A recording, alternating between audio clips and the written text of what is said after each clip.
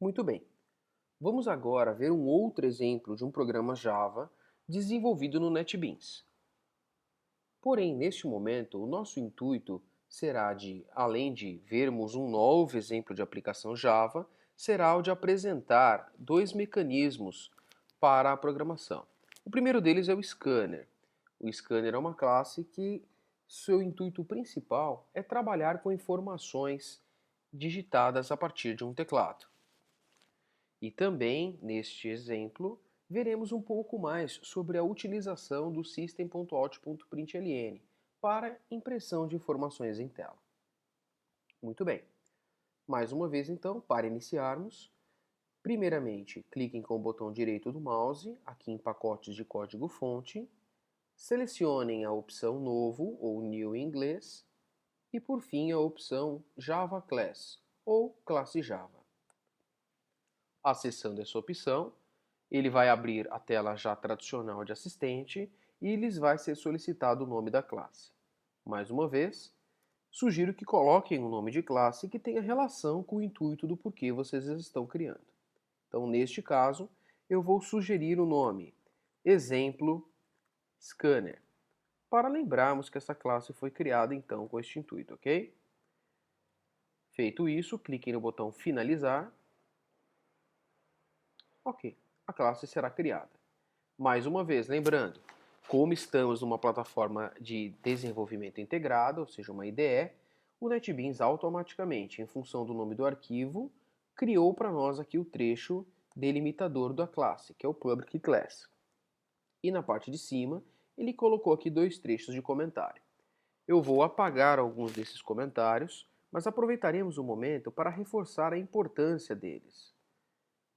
Os comentários, normalmente eles são colocados aqui automaticamente pela ferramenta como uma forma justamente de induzir e de estimular que o programador coloque, antes do início da sua classe, uma breve descrição do porquê ela foi criada.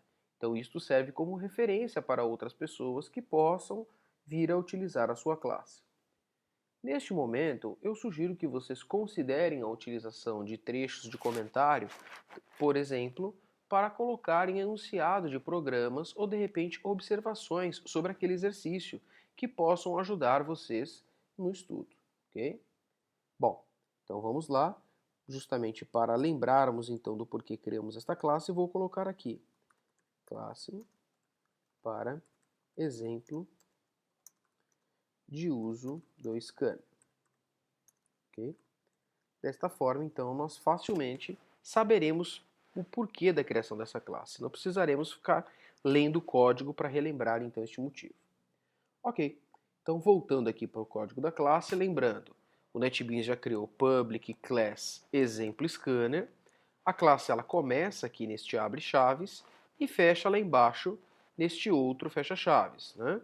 Então, mais uma vez, o NetBeans nos auxilia aqui nessa questão de compreender onde o código inicia e fecha, justamente marcando as duas chaves em amarelo.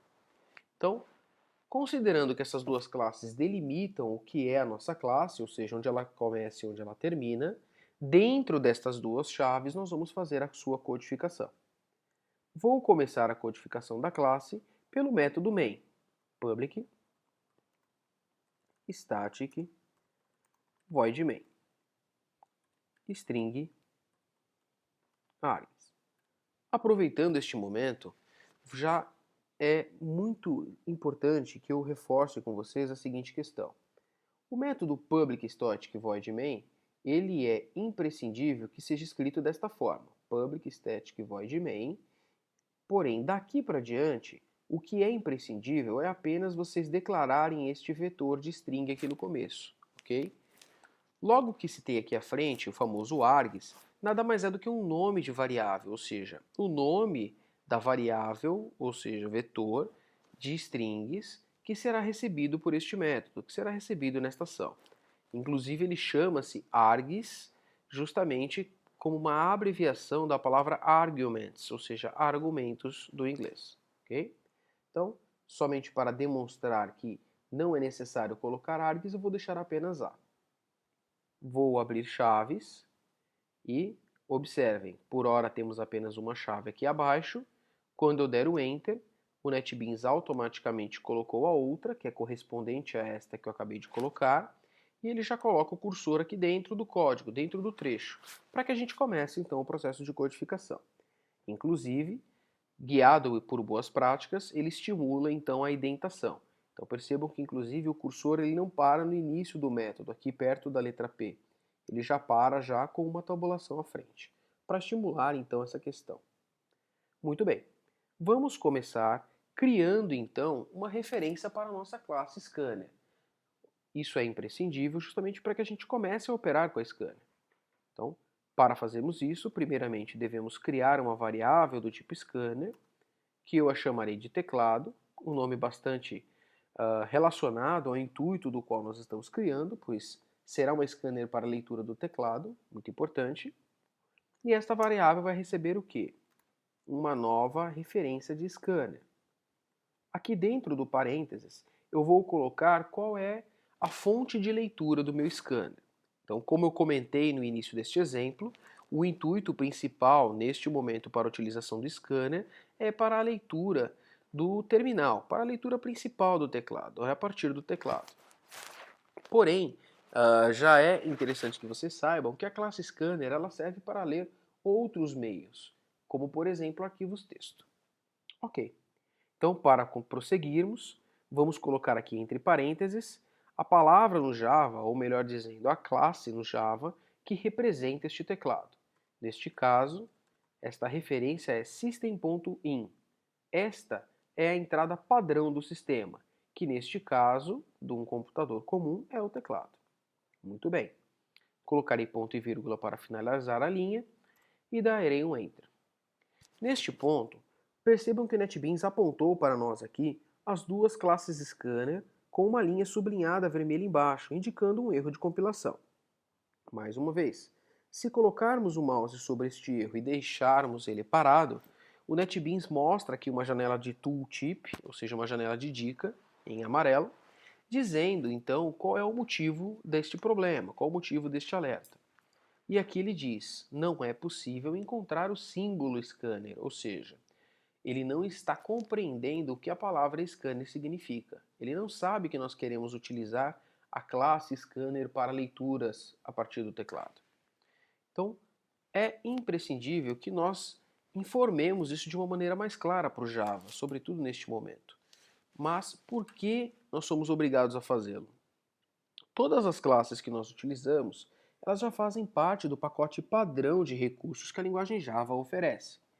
No entanto, a classe Scanner, ela não faz parte desse pacote padrão. Então, todo e qualquer recurso que vocês forem tentar utilizar que não faça parte desta biblioteca padrão, é necessário, então, informar a ferramenta qual é o local aonde este recurso está localizado, está disponível para ser consumido. O comando que utilizamos para isso é o comando import. Vou colocá-lo aqui. Este comando ele precisa ser colocado fora da declaração da classe, ok? Tanto faz colocar antes ou depois da linha de comentário. Então vou pôr aqui import java.util.scanner. A partir desse momento, o erro aqui embaixo desaparece. Então dessa forma estou dizendo ao Java, eu quero utilizar a classe scanner que está neste ponto, java.util. Por ora, não se preocupem em entender plenamente a utilização do comando import. Nós voltaremos a este assunto mais adiante, depois que falarmos de pacotes, ok? Então, voltaremos aqui neste tópico, ok? Muito bem. Feito isso, então, o nosso teclado está criado, a nossa classe do tipo scanner está declarada, e então já podemos começar a coletar as informações que os usuários irão nos digitar. No entanto, seria interessante dizermos ao usuário, então nosso programa precisa informar ao mesmo que tipo ou qual informação ele irá digitar, ok?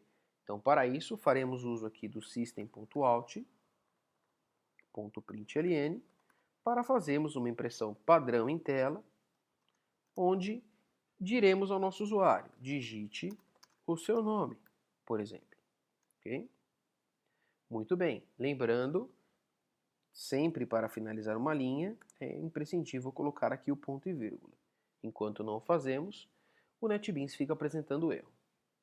Olhem só, antes de prosseguirmos, percebam que aqui no meio do comando nós temos também um erro, OU. Então, ou seja, eu escrevi esta palavra incorretamente, faltou o T. Minha recomendação para vocês é, sempre que esse tipo de situação ocorrer, não continuem programando. Primeiro parem, revisem aquilo que vocês erraram e aí sim prossigam. Muitas vezes um erro ele pode gerar outros erros, então é sempre importante estarem muito atentos a isso e corrigirem os erros imediatamente. Pois bem, já pedimos aqui ao nosso usuário para digitar o seu nome e agora nós temos que coletar esta informação. Então, por esse motivo, eu vou utilizar uma variável do tipo scanner, a teclado, que nós criamos aqui, já no nosso código, algumas linhas acima, e vou colocar o ponto. E logo à frente vamos escrever next. Quando fazemos isso, o NetBeans já projeta para nós todos os métodos que começam com a palavra next, que correspondem a essa lista que vocês veem aqui na parte superior da nossa janela.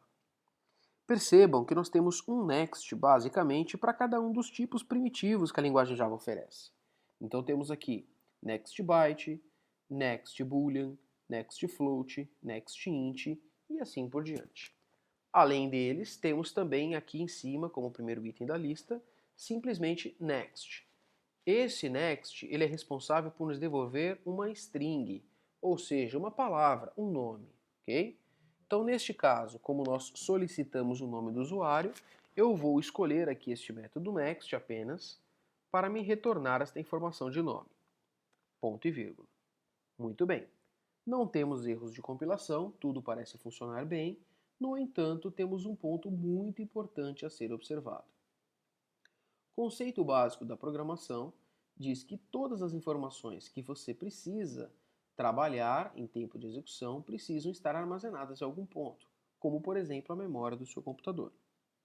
Então, nesta linha, nós percebemos aqui que, através do comando next, nós iremos aguardar que o usuário digite para nós uma palavra, ou seja, o seu nome.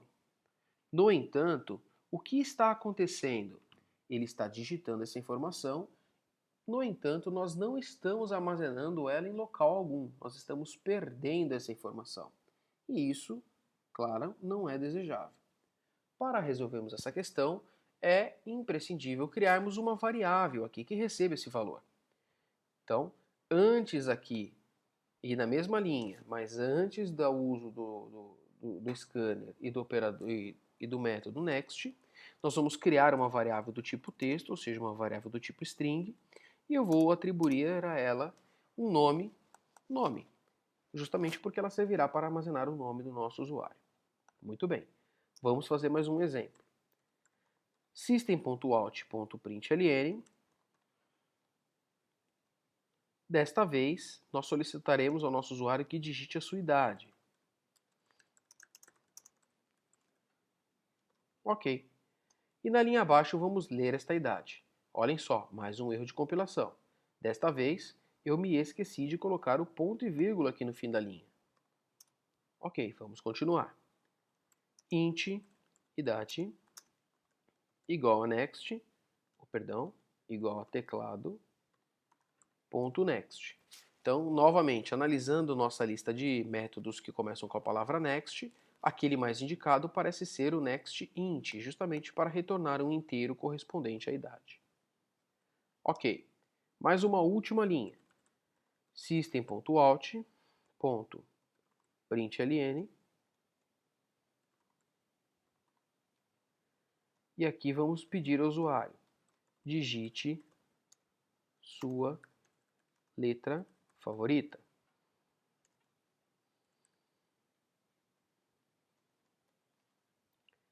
E por fim, vamos ler esta letra. Partindo do princípio que vamos coletar uma letra, então uma variável do tipo caractere deve nos atender, pois ele é capaz de armazenar apenas uma única letra. Então vamos lá, char letra é igual ao teclado ponto next. Muito bem. Antes agora de prosseguirmos, eu queria que vocês se atentassem a essa lista e verificassem todos os tipos de métodos que nós temos. Então verifiquem, nós temos métodos do tipo next para retornar um long, um int, um float, um double, um byte, um long e assim por diante. Porém, não temos nenhum método para coletar caracteres. Nessa situação, nós seremos forçados a utilizar o next para retornar uma string. E dentro dessa string, nós vamos solicitar então a coleta de apenas um único caractere. Para fazer isso, basta colocar aqui à frente mais um ponto e escrevermos o comando char_at. O char_at significa caractere em. Como queremos pegar apenas a primeira letra, ou seja, a primeira posição, vou colocar aqui o índice 0. Então, desta forma, ele lerá a palavra que o usuário digitou, mas irá aproveitar apenas o primeiro caractere, armazenando na variável char_letra. Muito bem. Agora vamos testar a saída em tela deste nosso programa. Então, para tanto, vou colocar aqui system.out.println.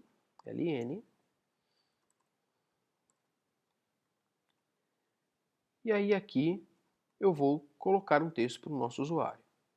O seu nome é... Suponhamos que logo à frente dessa mensagem eu queira projetar, eu queira imprimir em tela qual é o nome que o usuário me informou agora há pouco. Então lembrando, a variável que ficou responsável por armazenar esta informação é esta aqui, a variável nome. Então, para eu agregar esta informação aqui nesse texto de saída, basta eu colocar um símbolo de mais e colocar o nome da variável. O símbolo de mais, quando lhe damos contexto, ele não tem a conotação de soma, e sim de concatenação, não se esqueçam. Então, por esse motivo, ele vai escrever esse texto e logo à frente ele vai colocar o resultado desta variável, ou seja, um outro texto. Ok? Muito bem. Vamos lá. Continuando, vou colocar aqui um system.out.print. E vamos escrever o texto. Então, colocarei aqui. Sua idade é... Vamos imprimir aqui a idade dele, concatenando. E vamos colocar aqui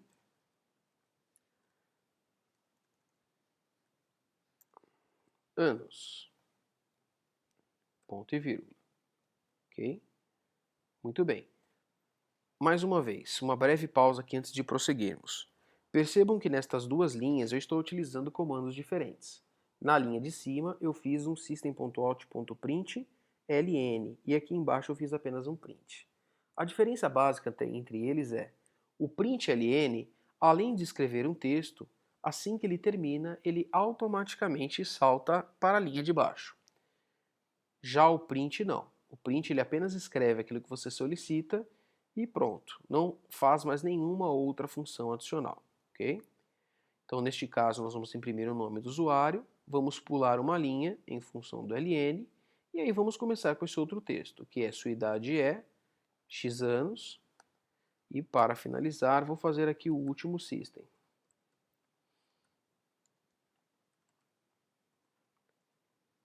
Vamos agora falar da letra.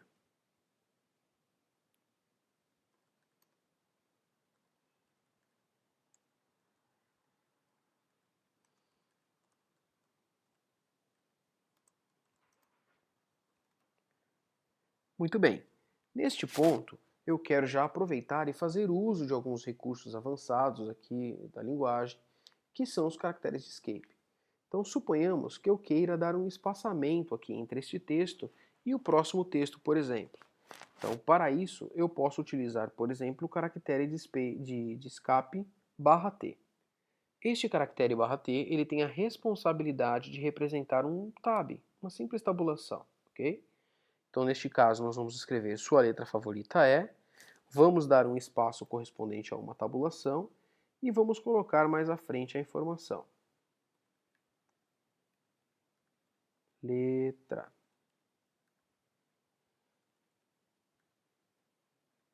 Ok? Ponto e vírgula indicando o final da linha. Ok? Nunca se esqueçam.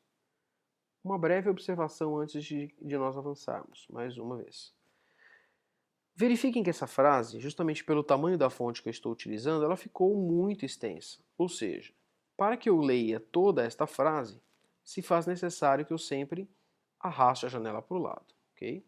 Isso é uma coisa muito incômoda, mas existe na linguagem Java uma forma muito simples de resolver essa questão, que é justamente aproveitar aqui um ponto de concatenação ou de uma outra operação aritmética qualquer e aproveitarmos o Enter para fazer um pula-linha, no nosso código apenas. Muito bem. Desta forma, é sempre importante lembrarmos que, como o caractere ponto e vírgula é realmente o delimitador de um saltar linhas, em tempo de compilação, o Java lerá estas duas linhas como sendo apenas uma única. Então não teremos problema. Então, sempre que vocês puderem, utilize esse tipo de artifício para melhorar a legibilidade do seu código.